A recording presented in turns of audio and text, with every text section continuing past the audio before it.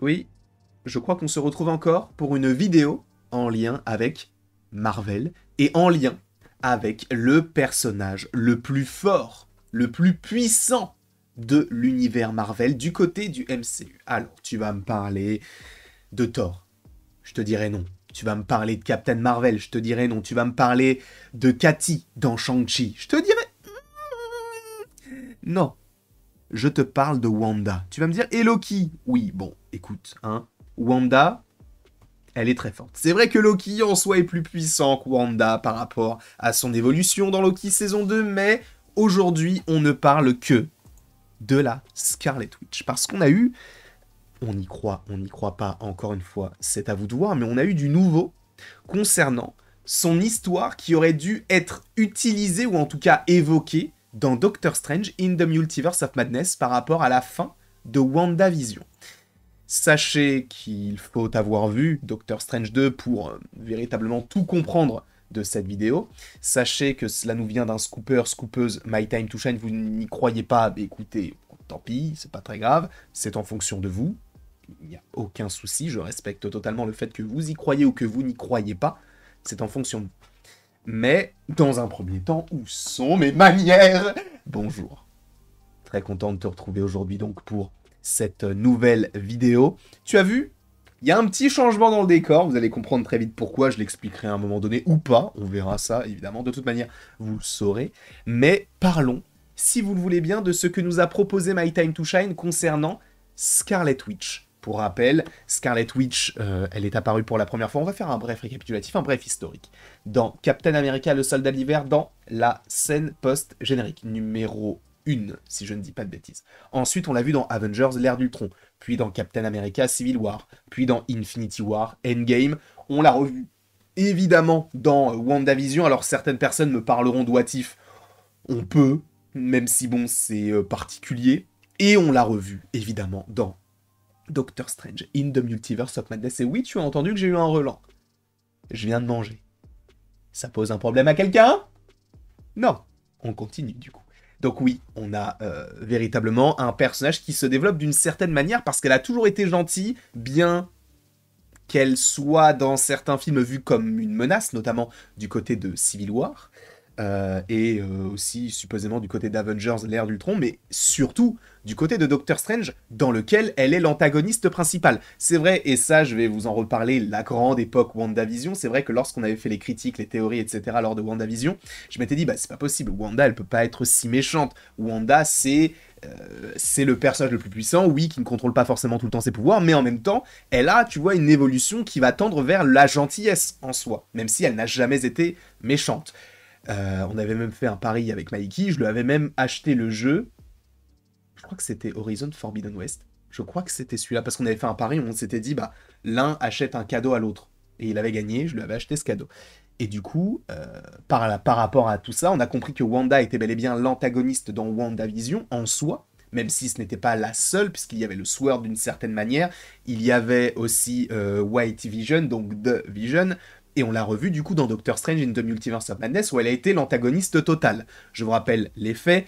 À la fin de WandaVision, elle perd tout ce qu'elle avait chéri dans la série, c'est-à-dire son mari, c'est-à-dire ses enfants, un cocon familial qu'elle n'a jamais pu avoir, et ça on le voit de toute manière dans l'ère d'Ultron et dans un des épisodes de WandaVision où on voit un petit peu toute son évolution. Et par rapport à tout cela, elle veut recréer cela. Donc elle veut retrouver ses enfants. Et c'est pourquoi elle ne va cesser d'essayer de traquer, on va dire, du coup, le personnage de... comment il s'appelle déjà? America Chavez, afin de traverser le multivers pour trouver un univers dans lequel elle pourrait aller dans le corps d'une Scarlet Witch, enfin pas d'une Scarlet Witch parce qu'il n'y a qu'une seule Scarlet Witch, mais d'une Wanda. Et ça, c'était l'envie de Wanda, donc dans ce film-là, évidemment, ça n'a pas abouti, puisqu'il y a eu une rébellion de la part d'America Chavez et de la part de Doctor Strange avec ce superbe combat, mais sachez qu'à la base, ça n'aurait pas dû ressembler à ça. Parce qu'en fait, selon les dires de My Time to Shine, je le précise, mais en vrai, Wanda aurait dû être gentille dans ce film-là. Elle n'aurait pas du tout... Enfin, elle n'était pas vouée à être une antagoniste. Normalement, elle aurait dû aider Doctor Strange face à une menace commune, et cette menace aurait dû être Nightmare. Nightmare, je ne vais pas forcément trop rentrer dans les détails parce que ce n'est pas forcément, on va dire, mon pan. Je ne connais pas particulièrement totalement les comics, donc je reste sur le MCU, mais Nightmare, c'est un personnage extrêmement puissant dans l'histoire notamment de Doctor Strange, qui sera supposément amené à revenir, et sachez que normalement Nightmare, ça a été confirmé, devait être du côté de Doctor Strange in the Multiverse of Madness. Je vous rappelle tout simplement qu'à la base, le film aurait dû être réalisé par Scott Derrickson, qui avait réalisé le premier film. Cependant, il a quitté le film pour divergence artistique. Scott Derrickson voulait avoir Nightmare dans le film. C'était sûr. Notamment, les concept art montraient qu'il y avait Nightmare, il y avait même un combat sur la glace, parce qu'à un moment donné, en fait, on parle du frère ou de la sœur de Doctor Strange, et du coup, il y a une petite évocation de cela, et on voit Nightmare justement faire revivre ce moment à ce Doctor Strange-là, et ça aurait pu être extrêmement intéressant. Et par rapport à cela, Wanda aurait dû être une acolyte. Sauf que je vous rappelle que Scott Derrickson donc est parti, parce que lui voulait ça n'a pas plu, et du coup il y a eu des divergences artistiques, il est resté producteur, mais il est parti de la réalisation, et c'est pour ça qu'on a fait appel à Sam Raimi, qui est venu, qui a fait sa petite tambouille, c'était plutôt sympathique, le film a frôlé le milliard, mais il ne l'a pas fait.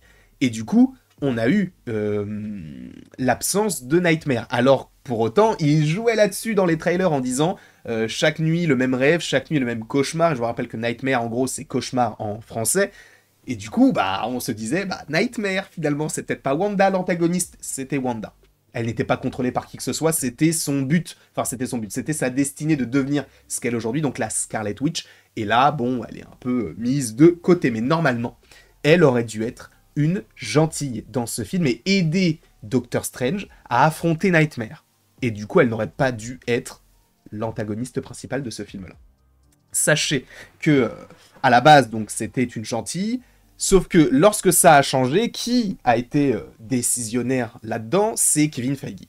Et Michael Waldron, qui a écrit ce projet-là. Je crois aussi qu'il a écrit, si je ne dis pas de bêtises, la saison 1 de Loki. Enfin bref, lui, il est un peu lié au multivers. Michael Waldron, en plus, c'est quelqu'un qui, selon moi, écrit plutôt bien.